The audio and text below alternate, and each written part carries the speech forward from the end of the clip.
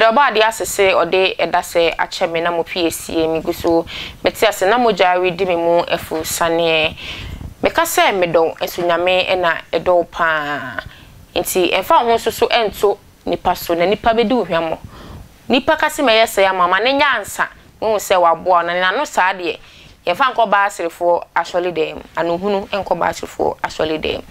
enti mo piesie maguso age maba no ewo Attention TV so ensem be na mebeje mu agu wose ku ha de amamo ene de ensem ne de anu ohye ensem a me de twagu mamu nyina anu ohye ankasa eyoja ewo Attention TV so ene emosomfo na natili asem die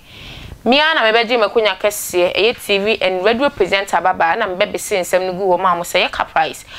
bia jese ho no Caprice wona Robin bia ko ho intam ha kese mu jese yensom NSA baba todwa serious so asem kwase ade na natili no wo pa asem na tie won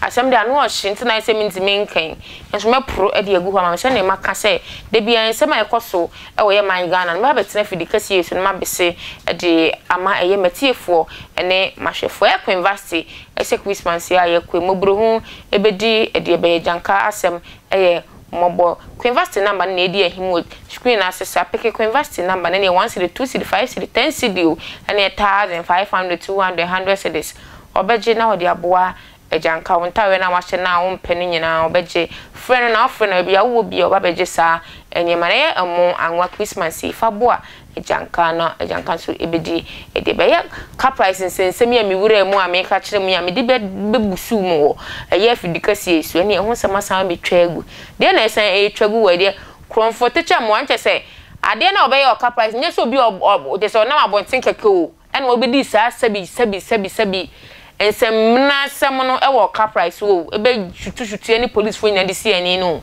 ntese ono ankasa no mmenkona mmenkotie embra na ba me besem ne madomu esikwa matia se bokase na natidi na esi we de mekwa ba mekwa kotie mmenko ne nyina yentie embra na Caprice akromphobia ekoto se Chinese ni bi so a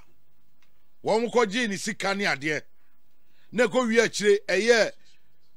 shootout between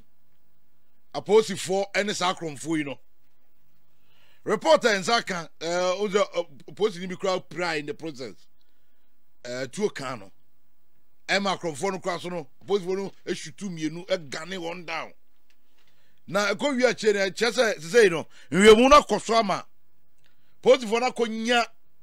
a Cromphone binum achiwomo. Na yakonya homo achiwomo. Baku ewomu. Yabone din Godfred Chukwe Buka. Dodona friend of Caleb. Na arate ni din babontin na mse na Chukwe Buka de enche bia o. Ya sentence no wakobo krono pen. Wadi boni pen. Ama empo ye nakoto afiase. Na ye den na Godfred Chukwe Buka yi etimi sai pie eba bontin bebo krono. Enti na kwa bibi kesene ne kakra zia meka zai eno so wiwemu ekoso se wadi boni ama eno ga dintum zai 10 years ontwa hwe o oko 10 years ni ontwa hwe Chukwu Ebuka timi ase pie utie di na du Nigeria ni atia pie ase abebo kro no e wo Caprice eno ne ya dwendwen ho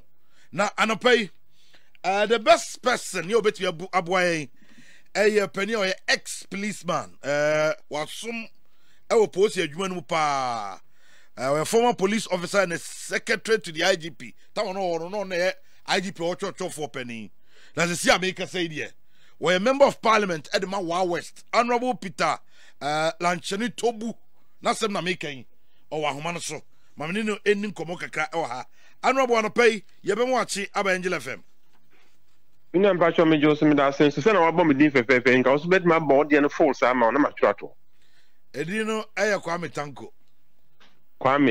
mini Tanko mpacho ni bia boko de adom na e da nyame ase afina so infama na eduru kakra de kakra ben dey ya wa se na nya obi mbe hu tie nko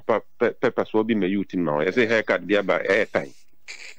haircut they say families be break crowd you haircut review. Nyanya ba no wanya wede. So I don't buy a flower outside there be a fat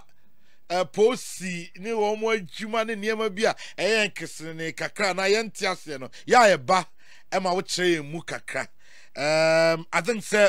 the ekoso yi the yaboso yi wate abrantie ye friend no Godfrey Chukwu Ebuka wakodi boni am ya kire no sentence no 10 years ontwa hwe onko even a year kra abrantie reporter and say can say nanwa da robbery be a course or Caprice yan kwacha kromfo a ya kwacha brantie so say oka ho bi how possible can that happen there na bibia to say it is honorable me pa chom da se ma me fa kwanya wonzi na me nchia ye tiefo nyina anopai na me nda police sahene IGP Dr. George Akufu Dampare na Pamfo Ashanti Regional Commander a police po nyina mo ga na nyina se nyankopon na nkasa nhwe modin adwuma no edin omo no mupia bonten ema yetimi da se woni gina okona oba na okumato yi mu a ese wosifo omo ye omodwuma yie so omo anya omodwuma yie a ena kofia na camera bi atwom o se without security we can have development bambo ena ya ade a edi kan kra e wo omai bia mu se bambos asem ento enye adwuma masa wankasa kra wote okra se wo ko adwuma obesa kofie kra wonim enu ntina da bia se ye hye omo kran ni ne omo ye Caprice asema ko si ye kai se me shia IGP obai committee meeting ena ebisa na asema o ka kire no ye ni giye je se omo anda na ade ba kwa ye bo omo ye sa camera na omo de 666 kroma emre bi atwom ya TV bi afa no emergency command center nke bomb pese aban benyeska ama ayi capital bia ye benye emergency command center baako ye benye cameras bebre na link all the 16 capitals of Ghana to one central emergency command center udi bonia within 30 minutes 40 minutes ba bia ofa bia no camera do achi nke be chuntem say cameras na work Caprice area no enne boa ema nipa ya chi omo ya kwachi omo ebi kura adwana ya gusu hwehwe omo so the Alpha project Minia Penny Honorable Kandapa Dano as Minister for National Security our bomb pese obenyeska na cameras ne benye bibebre na connect the whole city a bit more critic bibi a friend smart city in a smart city babia bibia onambia abontin babia oye bia ne oye bia no security for help mesan emama kwa abade ba attention TV so ene mo amu PSC TV en radio presenter baba biguso atimegwe mo amu kotie chese nipa na oba Caprice na so be robi ye ne chese nya obi akeko oye prisoner a oda prison ena obedi sebisa ensemfon no e wo Caprice no sebi obedi sa ensemfon no Caprice nche se